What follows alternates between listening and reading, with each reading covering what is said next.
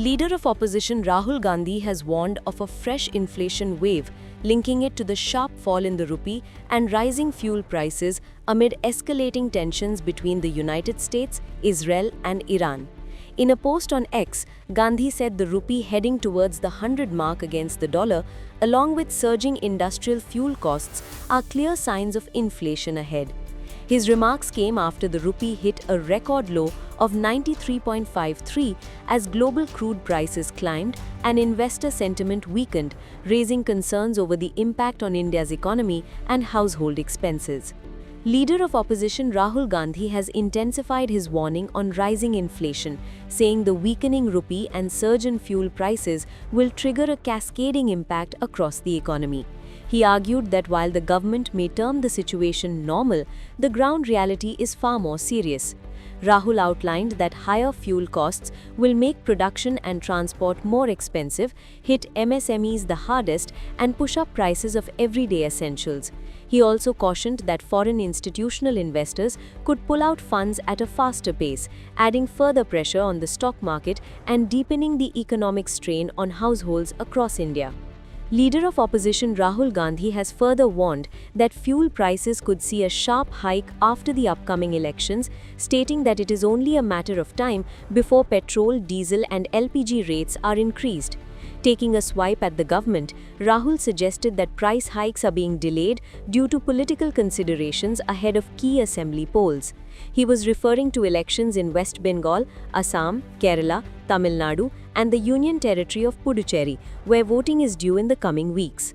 Leader of Opposition Rahul Gandhi took a direct swipe at the centre, alleging that the government lacks a clear plan to tackle the emerging economic challenges. He said the government of India has neither direction nor strategy, accusing it of relying on empty rhetoric while people face rising financial pressure. Rahul added that the real concern is not what the government claims, but the shrinking value of what remains on people's plates, highlighting the growing strain on household budgets amid inflation fears. Amid the ongoing West Asia conflict, concerns over rising energy costs and supply disruptions are mounting, lending weight to warnings by Rahul Gandhi. The Ministry of Petroleum and Natural Gas has urged commercial LPG users to shift to piped natural gas to ease pressure on cylinder supplies, even as the government maintains that stocks remain adequate. However, reports of panic buying and long queues at LPG depots have emerged from several parts of the country. The situation has been particularly severe in Kerala, where an acute LPG shortage has forced multiple restaurants and hotels to temporarily shut operations earlier this month. Senior Congress leader Shashi Tharoor said the rupee's fall is driven by global factors beyond the government's control. He added that this should put past criticism of the UPA era in perspective, urging the centre to show grace and reconsider its earlier stance on currency depreciation. Crossed all-time low, it hit over 93 rupees. Yeah. What do you make of it because of that? No, look, I mean, this is something we've been witnessing over some time now, and I think the government should at least have the grace to withdraw its earlier claims that the decline of the rupee under the UPA government was somehow a fault of the Prime Minister. If this decline is because of international forces beyond our government's control, then I think that places in perspective what happened during our time as well. So I think the rupee is obviously subject to a great deal of volatility these days, and if it's gone down against the dollar, it's even worse against the euro, the Swiss franc, and other currencies. So we are not doing well, and certainly for those who need to travel abroad or purchase goods from abroad, for importers, it's a really, really critical time. This 93.40, I think it is today, is shocking, but people are saying it might even go further down. So I think the government should also have the grace to acknowledge that the earlier criticisms of the UPA on this score were certainly not warranted.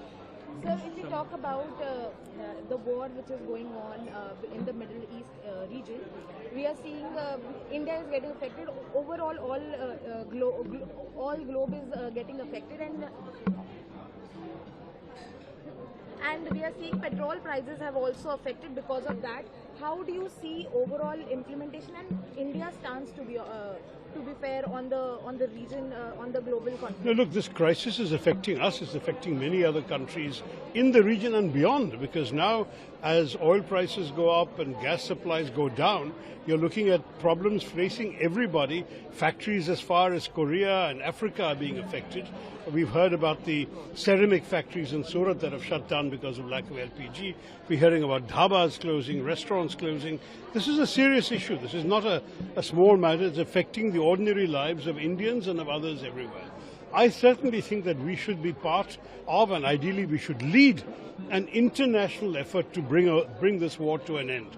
There are many countries that will join us. No one wants to see this war continue. It's hurting a lot of us who have nothing to do with this conflict, and I think the time has come now to get both sides to climb down from their positions. They need our help, they need our encouragement, and that of other countries. I hope we will play our part. I'm not the only one calling for this, but in India I've been saying this now for some days.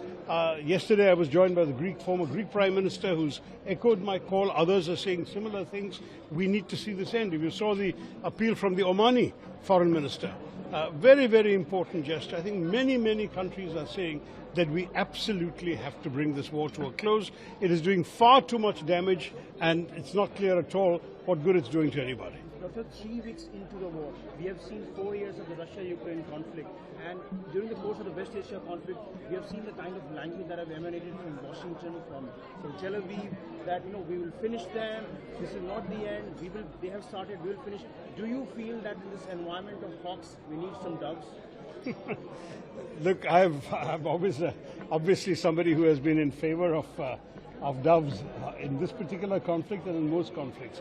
War is a futile activity. In fact, I spent a lot of years in peacekeeping at the UN, and I can tell you soldiers are the last ones who want to see wars. They know how much horror, how much suffering, how much true loss is involved. No one wants to see wars continue.